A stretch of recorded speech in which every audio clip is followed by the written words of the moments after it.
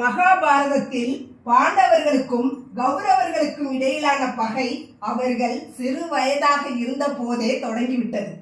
குறிப்பாக பீமனின் அபாரமான பலத்தை கண்டு அஞ்சிய துரியோதனன் அவனை தீர்த்து கட்ட ஒரு வஞ்சக திட்டத்தை தீட்டினான்.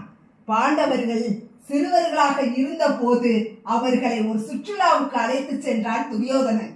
கங்கை நதிக்கரையில் பிராமணகோடி என்னும் இடத்தில் அமைக்கப்பட்டிருந்த அந்த விருந்தில் பீமனுக்கு மிகவும் பிடித்தமான உணவுகளில் கொடிய விஷத்தை கலந்து கொடுத்தான்.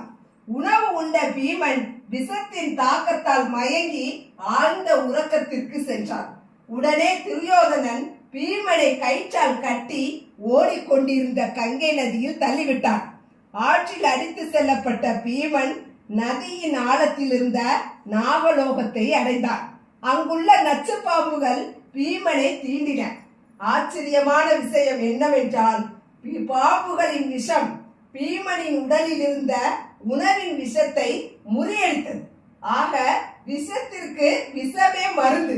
மயக்கம் தெளிந்த பீமன் தன்னை சுற்றியிருந்த பாம்புகளை துவசம் செய்ய தொடங்கினான்.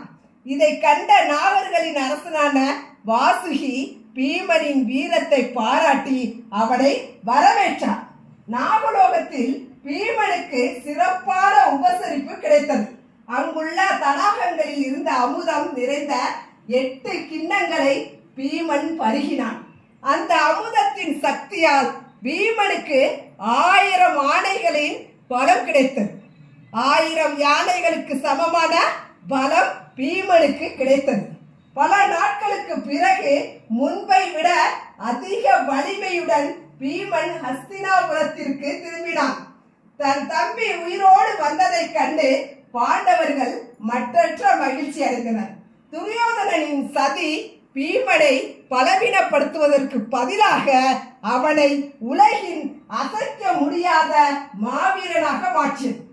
ஆக அதர்மம் எவ்வளவு சூழ்ச்சி செய்தாலும் தர்மத்தின் வழியில் இருப்பவர்களை அது ஒன்றுமே செய்ய முடியாது.